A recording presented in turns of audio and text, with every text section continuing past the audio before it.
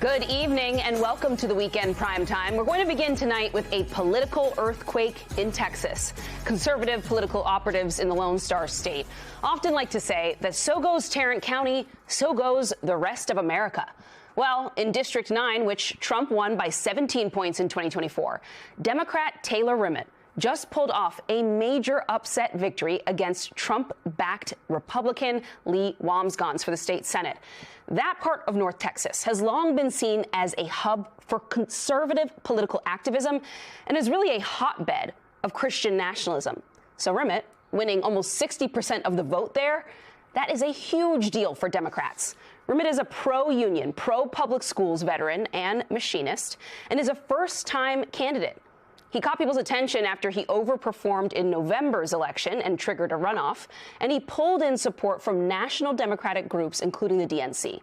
Wambsgans is a conservative darling and operative, maybe most well known for waging the original anti-DEI and anti-CRT battles in schools all across that part of Texas. She spent millions more on her campaign than Rimmet did. And she has close ties to Steve Bannon, whose podcast she spent the last month on, appearing to urge Texans to come out and vote for her. In the end, it seems, though, it just wasn't enough. Well, guys, this is a big deal. I don't know if you remember that as a team we talked back in spring about a group of sort of little-known school board races in the very same part of Texas, and a whole bunch of candidates who had been backed by a very conservative Christian nationalist-aligned group called Patriot Mobile there. They had lost races that people thought they were shoo-ins for. That is the group that Lee Wambsgans is part of operating. She's been incredibly successful for years in Texas and actually beyond with that work. For years now, Democrats in this part of the state have been feeling like they had no hope at all. Just to see what happened in the spring, her candidates lose their spots on school boards, and then to see this happen to her tonight, it's not just, I think, for Democrats a moment of hope there, but for Republicans, a moment of real reckoning. Because this is really like a hotbed. It is an operative center. It is an incredibly influential part of an influential state. And this, I think there are people who will tell you, oh, it's a special election, maybe it doesn't matter much. But this is a major sign, a major bellwether, in my view. Yeah, so, go ahead. No, please go ahead. My question to you is, I've heard you and others say before, as goes Tarrant County, so goes America. Why is that the case? If it is like this deep red conservative district, which seems like that's why it's newsworthy, or one of the reasons why it's newsworthy that a Democrat captured this race. Why is it seen as a bellwether as opposed to like a traditionally conservative place? So the part of Texas, the district, is a little different than just Tarrant County itself. And the district is deep, deep red. It's been decades since a Democrat has been able to get this seat. However, Tarrant County actually went for Joe Biden in 2020. It is Fort Worth, sort of. Yes, just by a little bit. But it shocked Republicans and bothered them at the time. And it was a sign that there were all these people, who were there working in Dallas and who were from other parts of the country. Maybe we're not sort of seen as traditional Texans who had started moving into this metropolitan area, into the suburbs there that have very good schools. And so it was starting to sort of become purple. And there was this major sort of strategic effort around that to take it back, basically, on the right.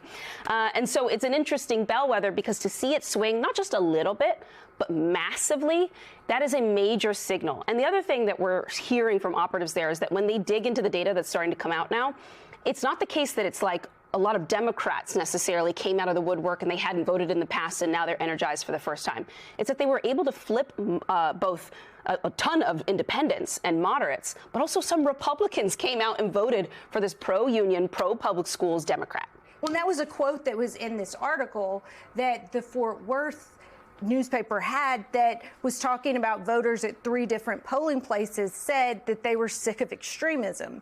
And there was a Trump voter talking about they actually did vote Democratic in this race just because it had gotten to be too much. And you look at the backdrop of what you've reported on, the culture wars there, your South Lake podcast and everything happening with the schools. And you have actually a Democratic candidate who fit the area, who fit the more conservative mold, who works at, I know he's a machinist, he's a union guy, and he's an Air Force vet and had the kind of profile that could work in that area.